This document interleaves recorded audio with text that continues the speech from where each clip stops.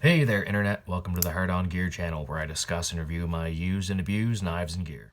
Off I go into the wilderness. I'm going to be doing some bush camping and testing out some gear, and I'll be jumping in with some voiceover here and there to fill the gaps. I like to tell you that there's a porcupine on the screen. Other than that, I'll be narrating the videos as the clips kind of move about. Check the description below if you want to skip ahead. The timestamps will help you get ahead to the Firecraft or Bushcraft, whatever you're looking for. Hopefully the hat and the sunglasses are enough of a disguise with the beard to try and stay somewhat anonymous while still trying to be somewhat more personable. So Hog Guy here, just doing a little bit of a overland, going to do about 20k on a dirt road, mostly dirt, on a kind of a back stretch around where I'm pretty familiar with in my home area. Just about to my campsite, about 7.7k into the hike. Gonna go tuck off into some crown land, do a little overnight camp, and see if I can play around with some gear and try not to get too wet, because I think it's giving a bunch of wind and rain tonight. So yeah, I'm going to try and use the least amount of my gear possible, and if I end up dipping into some of it, then I'm just going to have myself to deal with after. So I'm going to try and just build a basic lean-to, do some Firecraft with a just flint and ferro rod, whatever, and see if I can not get too cold tonight, although it's going to be, well, I think 5-10 degrees, and I've spent enough time doing a little bit of bush camping in some cold temperatures that I know I'll be able to survive. I've got enough layers. I should be able to not put myself in too bad of a position, but remote location plans in place. People know where I'm at, kind of the rough timeline of when I'm supposed to be back. But yeah, just a little bit of a solo expedition to try and get my feet a little bit more ready. I'll be uploading some videos here with some knife content and recording some stuff that's going to help me with some other content. So yeah, stay tuned for that. Hard On Gear channel, signing off for now. So right off the bat, I'll say these trips are better done with more than one person, but I'm trying to do a little bit of solo camping, hiking, just trying to get my feet tougher, work on some camping skills, and just some general survival stuff. Getting ready for the transition to the infantry, and it's kind of something I wanted to do for a while. I just never really set the time aside to do it. While that was the main reason I did this trip, it's also a great chance to test out the cold steel Luzon. I may have thrown it and the Kershaw Blur, and man, the Luzon's tough, a lot tougher than I gave it credit for, but a couple of tosses, I did kind of jam it up a little bit, but we'll get to that in some other videos. So while you'll see a few of those clips throughout this video, it's mostly about the camping experience and a little bit about the rucking, but mostly about the bush camping, the shelter building, the Firecraft. Oh god, the Firecraft. But the general stuff you would have to do if you did happen to get lost and you happen to have a couple tools on you, which is rare that you'd have an axe and a couple of knives, but if I got stranded with my vehicle, I'd be very well equipped, and even if I just had a couple of the knives that I have on me, I'd still be able to get away with doing a lot of the stuff I did on this trip without any extra gear. So I wanted to try and keep the camping and the survival aspect of this trip as rugged and cave-manish as possible, but I still used lots of synthetic stuff. I didn't do a bow drill or anything. I ended up having a hard enough time with a ferro rod, so you'll see a lot of struggle and trial and error. Like I've said a million times, I'm not an expert in anything, but if you guys have any tips or tricks or videos or links you want to send me, let me know down in the comments. And if you send a link in the comments, make sure you send something in the description as well. Otherwise, it'll be flagged as spam. My regulars in the comments section know I very much appreciate any of the tips, tricks, suggestions, anything you got for me, let me know down below. But I'll say the Moore Garberg, the Silky Pocket Boy, and that Hogue EXT01, kind of the MVPs of this whole trip, but we'll get to that. If any of the knives or tools in this video are of particular interest to you, keep an eye out for the upcoming reviews, which I'm sure will have all kinds of extended footage and clips of me beating the crap out of these knives in those full reviews. But for now, we're jumping into the main bunch of this video, I do believe. So here's home sweet home. A few decent sized eastern hemlock trees and a couple of birch. Looked around for anything dead or with really compromised root systems, just in case, because it's giving a little bit of wind and rain tonight, but looking pretty good. I see one dead fella over here. I'm not quite 2 tree lengths away, but I'm far enough away that I don't have to worry about that one hitting me.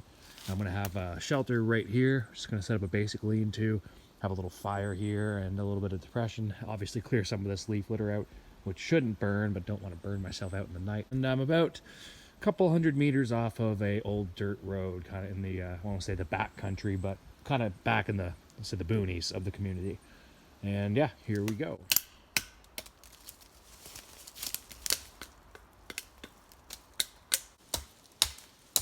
So priority number one is to clear away any limbs or anything that might poke me in the eye, especially as things start to get dark. Also kind of helps me get a start on collecting some of my small dry firewood by removing some of these dead twigs. So first priority is going to be security and safety, and that means I don't have any threats that I know of. The bears and coyotes are pretty tame, but I'm going to get my bear spear ready, get the Smith & Wesson Spear into action here at some point, and do another double check, make sure there's no trees that could follow me or any other safety issues. After safety and security is going to be, I guess, check my gear, make sure I didn't lose anything, and get ready to start building my shelter. I guess I'll be drinking water throughout this. But priority 1, safety, security. Priority 2, check my gear and weapons if you have them. Priority 3 being water. Number 4 going to be shelter. 5 is going to be food or fire, depending on which one of those I'm going to need immediately. But the fire for me in this particular case, where it's getting closer to winter, I'm going to get that going as soon as I possibly can. And at least start to get some dry firewood collected and maybe get that under maybe even just my bag, just to make sure I have something dry to start with. There's a nice big birch tree here, which I'm going to use for a fire starter. And I do have tinder in my bag, but I'm going to try and avoid using any of that stuff, any of the comforts or conveniences as much as possible. I've got my Mora garbage here, which has the ferro rod attached to it.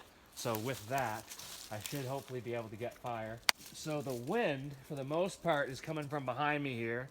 And what are we looking at? We're looking about west, almost 270, pretty much right on west. So the wind's coming from my east. I'm going to set my shelter up, I think, right here. And set my top support across these from these 2 logs. And right here where my bag is sitting is where I will be using, I'll be setting up my sleeping spot. Plan for now at least, and I'm going to stop talking and get to it, is going to be to try and get my main lead-to shelter, the roof, attached to these 2 trees here. And I'm going to be sleeping pretty much where my bag is, right there in that little depression. At least that's the plan. We'll see what happens. Got the Silky Pocket Boy out. Going to try and get me a nice support beam. The trick with these small folding saws really is kind of like a chainsaw. It's all about the compression and tension. Once you start to get jammed up as you get further into the log, you really have to change the way that you're compressing or putting tension on the wood. And then doing a little undercut to finish off tends to make it a little bit easier sometimes.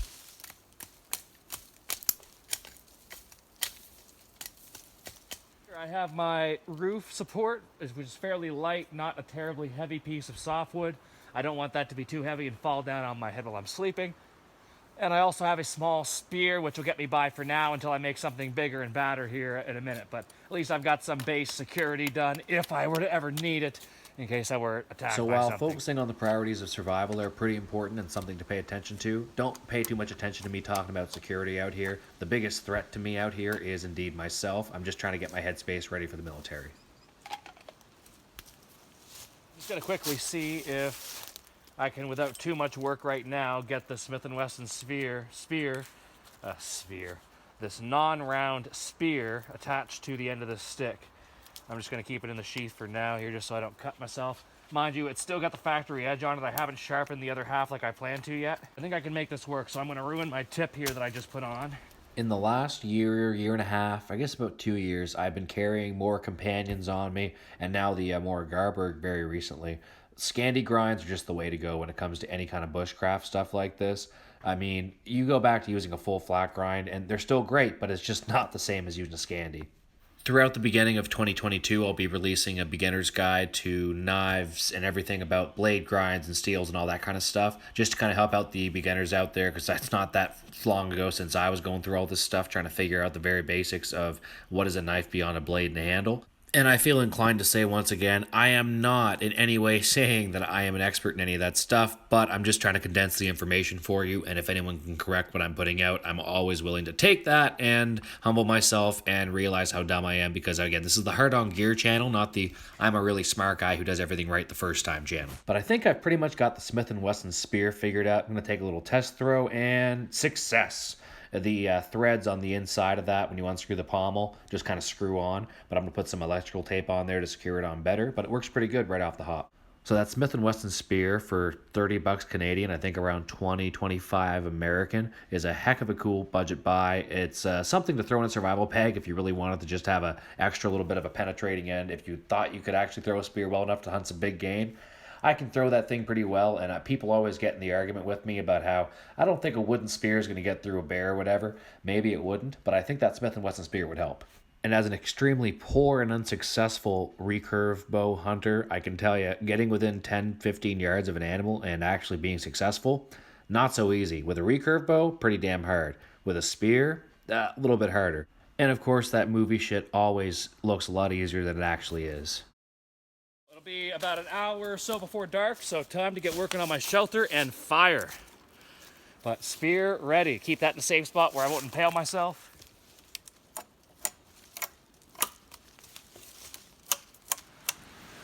Winds are picking up. Definitely going to be getting some rain sometime around dark in the next hour as the temperature changes.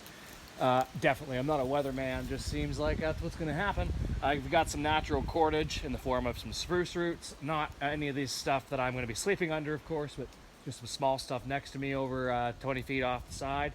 Going to try and use as much natural stuff as possible to make this shelter and try not to use anything synthetic or man-made. Do I make it the whole night without anything synthetic or man-made? We'll find out. My money says that if it didn't rain tonight, or if it doesn't rain tonight, right, because it's the future, I don't know the future. If it doesn't rain tonight, I'll probably be fine. If it does rain tonight, I might not be able to find enough green spruce, or well, preferably balsam fir boughs, to give myself a nice enclosing before dark. In hindsight, I should have taken more time. So this will probably be the last recording I do until I get a fire going. It's starting to get dark out here. Time changed last weekend. It's getting dark real early.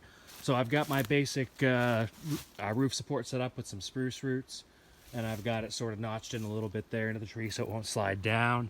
Well, the hope is anyways that it won't slide down. So we've got it supported, just a little bit of emergency support here at the base of each side just in case, staked into the ground. And then I'm just laying my main framework kind of against each other so it's not going to, like that's, it would slide unless it had some counterweight this way. So just going to build it so that it supports itself. And then lay a bunch of brush over top, and I may pansy out and throw a couple of foil mylar blankets over top. Not sure yet. We'll see what the weather does. Still waiting to get wet.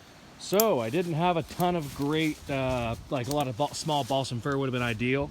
So I had to do a little bit more running around for the materials. Shelter is done. It took about an hour and a half. It's not pretty, it's not perfect, and if it rains a lot tonight, I will find out. But it should keep any critters from crawling in around me. I've just got a little A-frame type lean-to set up with as many spruce boughs as I could muster. Getting to be a little bit later, about 6:15. Time changes in effect, so it's dark early. Got to get onto my fire here soon because I'm still lucky it hasn't rained yet. Fuel's still dry. Gonna try and keep it that way. I'll go in and I'll fix up my shelter afterwards in a little bit. So here's where the real fun begins. I have tried some ferro rod Firecraft. I guess this is going to be my fourth attempt. So I've failed all the other 3 times. The other times it was always when I was either camping or just in the woods and bored looking to kill some time. This was the first time I ever wanted to put myself in the position where I was actually going to use the fire and that I would actually really appreciate it because I was out doing this kind of survival-ish type stuff. Did it go that well? Not so much. All right, it could still be finer, but I think I've got a nice little collection of dust here at the bottom that I'm going to be able to get a spark on. Here we go. Take it from me, folks. Take the time to break down your fuels appropriately. You're going to hear everyone who ever talks about doing this stuff tell you, take time and break stuff down. I did a bunch of feather sticking, and I scraped a bunch of dust with that sharp 90-degree edge on the back of the Moore Garberg, and I just didn't do enough.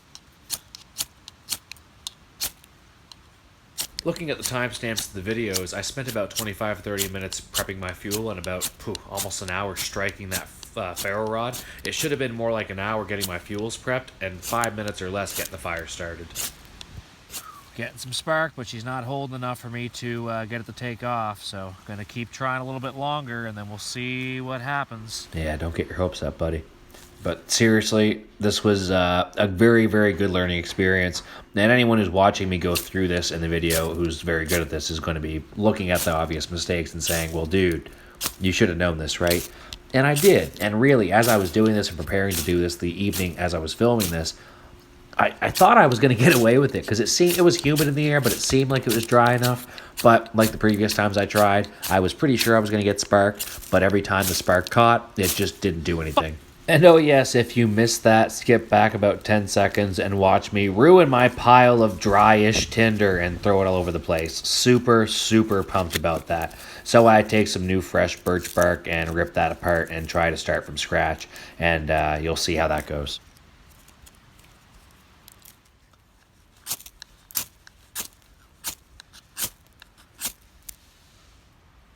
All right, so I am running out of ferro rod. Between the high humidity of my eastern Canadian province and the fact that it's November and the fact that I suck at Firecraft, I'm going to revert to my kind of Firecraft, which is what I always have on me, which is the Bic lighter. Come and save the day. I've always got at least one of these. I've got many in my car and in my pack and all over the place, because what a better fire making tool. Many, many uses. And oh my god, look at that. That's more flame than I seen the whole time I was trying to use my stupid ferro rod. But kudos to you, Firecraft people. You are awesome. I have a lot of work to do, and I'm going to have to work on that, obviously, because that is a very handy skill to have. Of course, once you have the fire, it's very good to keep the fire and use your embers and use some smoldering wood and different things to try and keep a little bit of an ember so you don't have to go through this painstaking process. I've got all my small fuels here, so I'm going to slowly build this thing up, and then I'm going to cook my supper, which I brought a pack of hot dogs. I didn't want to go through a bunch of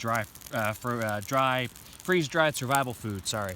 So I'm just to cut down costs. I brought some grub along that's fairly cheap and kind of fun to roast over a fire. Obviously, I wouldn't have a pack of hot dogs in my survival bag or probably on my person, but we're kind of doing a little mix here of survival situation with, that looks like a spider that I don't want to get bitten by.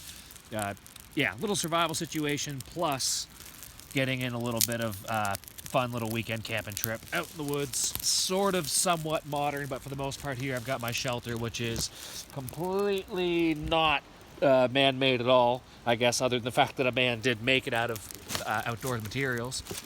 But yeah, fire-wise, Garberg, you did a great job. I got a lot of sparks going, but the ferro rod's gotten pretty worn down. I've definitely burned through at least half of it.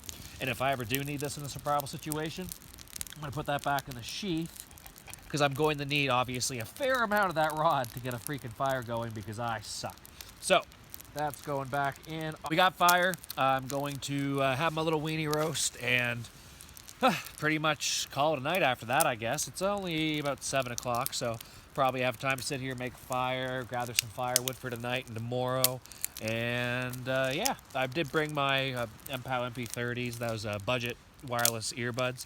So while it is nice to be out in the woods and I've been just enjoying nature and my thoughts, probably just going to sit, listen to an audiobook or a podcast while I collect firewood up just right close here around some of the trees and sit here and cook my hot dogs. For tomorrow, it's going to be recording a few videos while I'm out here, field testing some gear, and then tear down camp a little bit. I don't know, I might leave this lean-to. It's on Crown land, it's not really hurting anything. It might actually be kind of funny if somebody walks up and finds it. I've got no rope or paracord or anything synthetic in that structure, so I'm not terribly worried about leaving it here and letting it just decay over time.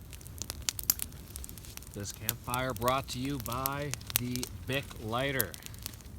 I've got a very small amount of firewood here, kind of stockpiled.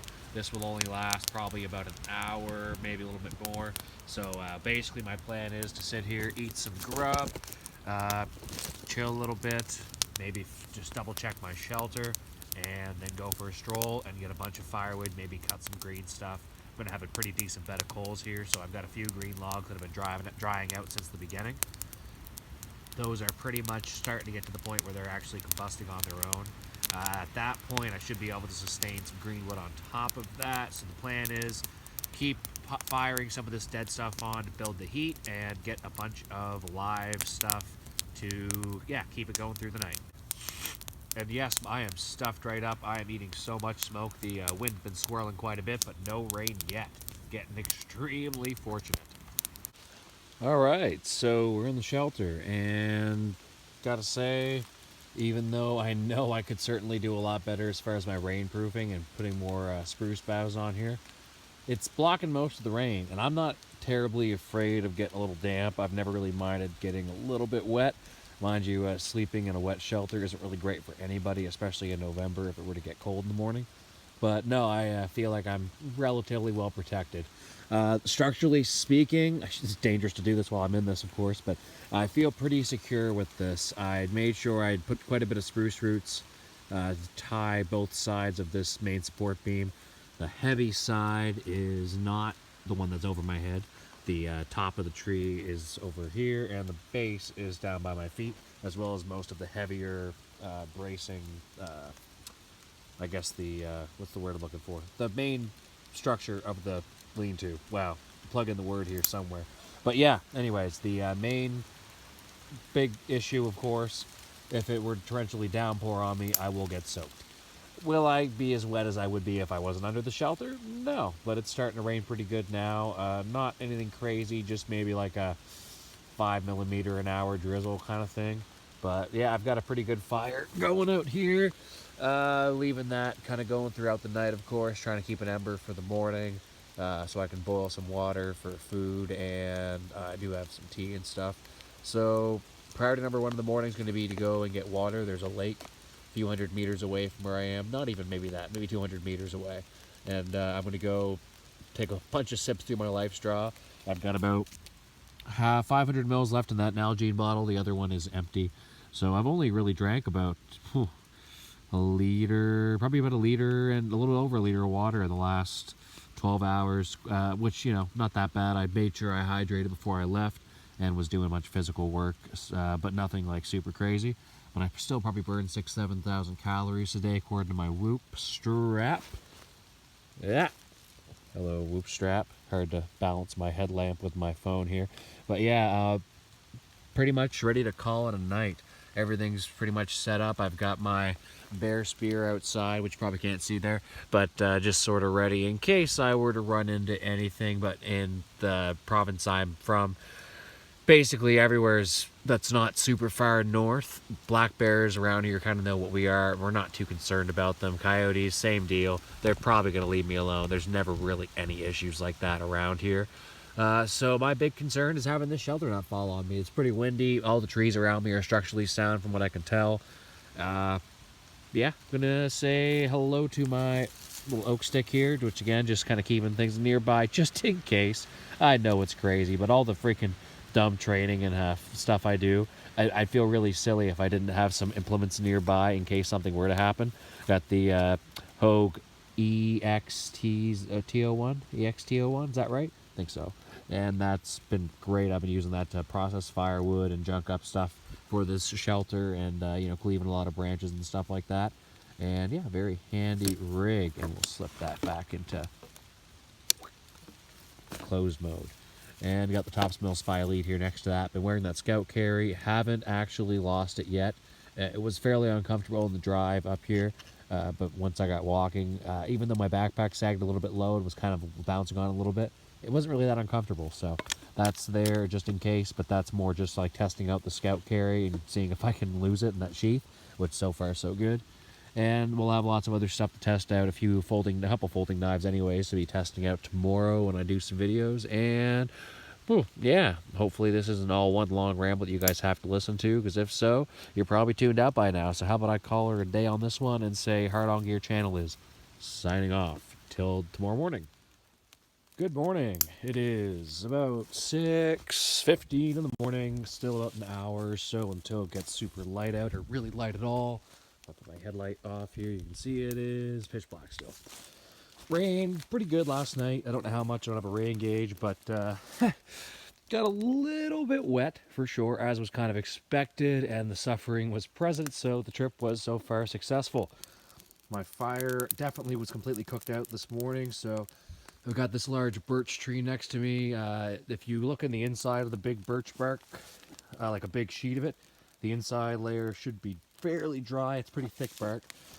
So I just took the outside layer, peeled the inside off, lit it with a lighter. Didn't use flint or rather ferro rod or anything like that, so sorry to disappoint again. The temperature is probably only 5 or 6 degrees out, So it's not freezing, but it's 7-8 degrees out. So by the time I woke up this morning, I had ended up getting this emergency blanket out, emergency bivy sack. It's basically just Mylar space blanket sewn up into a sleeping bag. And I will say, they come in real freaking handy because I tried to tough it out for a bit. I ended up using a small Mylar space blanket just to use for a little bit of insulation. I didn't have enough padding underneath my spruce boughs and my spruce bough mattress to keep me off the ground enough to keep the cold from getting into me.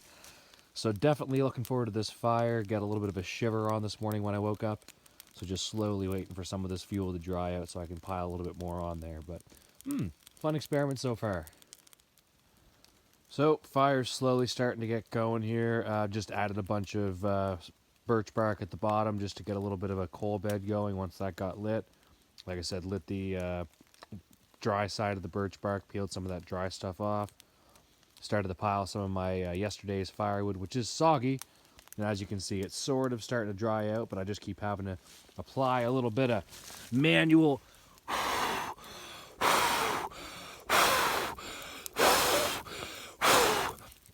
oxygen just to keep it flaming up just while this stuff starts to thin out. Now, I don't have this piled up here super neatly. I'm just trying to get some stuff on the outside so that it's getting dry. I've got this Mylar space blanket set up to reflect some of the heat just to try and get this dried out a little bit quicker.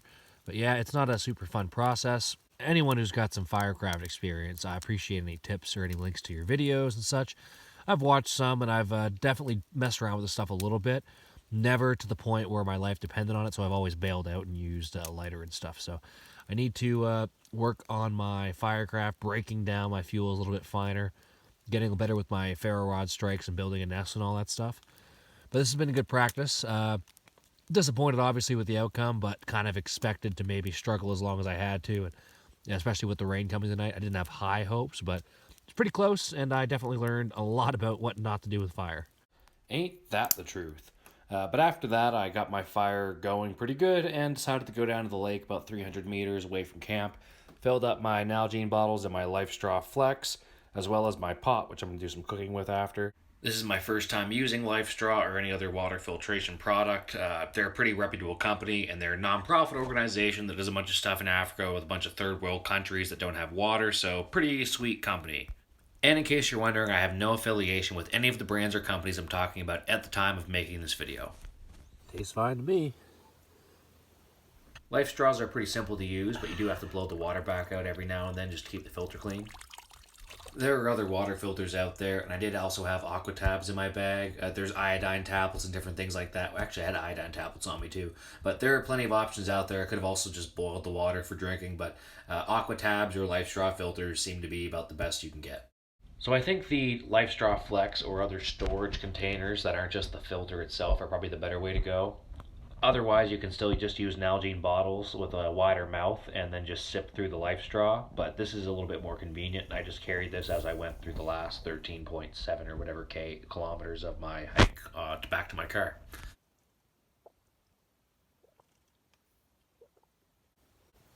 Tastes just as good as the stuff coming out of the straw.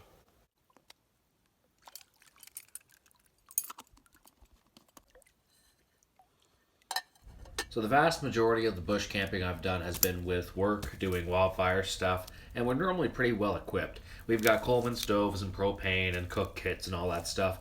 I haven't really done a lot of cooking with a pot over an open fire, but I've seen people do it enough in videos and different things, so we've done it for school, and it wasn't that hard to figure out.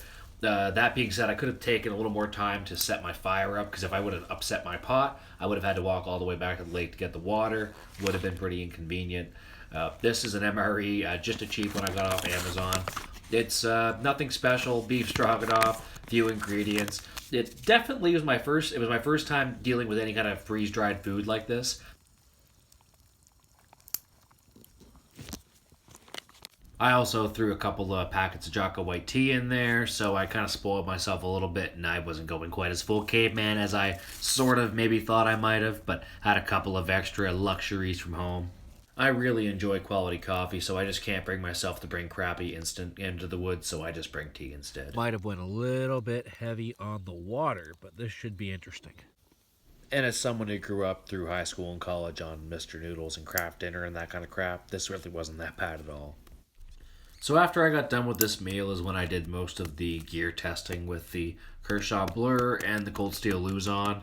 I've still got some more footage to collect for both the Luzon and the Blur reviews before I release those, because I really do want to try to beat the crap out of those, because they're not knives I'm going to normally use.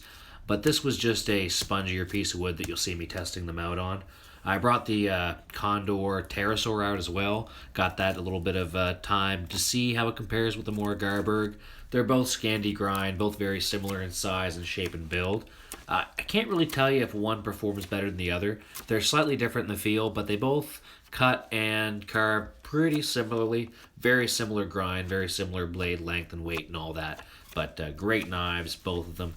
Fire hardened the tip of this piece of birch and went and played Ninja in the woods a little bit afterwards. Just wanted a little bit bigger of a bear spear. Obviously, I wasn't too concerned because I took my time getting this one out before I carved it up and started spinning it and throwing it and testing it out. But I can't help myself. This is kind of what I prefer to do in the woods over a lot of the bushcraft stuff that a lot of people nerd out on.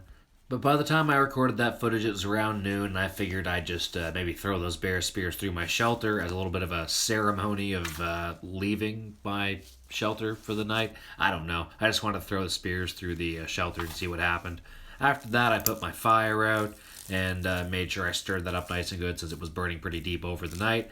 Took one last look around my camp and then hit the road and, well, reused my footage because, you know, it's cheaper to reuse footage than to shoot new stuff.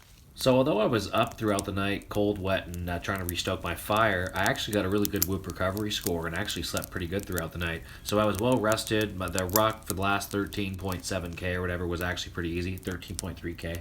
And didn't have too many issues other than my feet got pretty beat up, but that was part of the struggle. I was right around 2 hours finishing that bit up, but it was definitely a bit of a haul. I really wanted this trip to kind of match some of the physical demands that I'm going to come up with in basic, and basic training's not going to be that much of a concern to me. Maybe I'll eat those words, but more concerned about infantry school and then possibly getting a chance to try some different selection and different specialty training. And while that was the main purpose of this whole trip, what a great opportunity to test some knives and gear out. So thanks for tuning in for all that stuff and enjoying hopefully this whole bush camping adventure. It's the Hard On Gear channel signing off.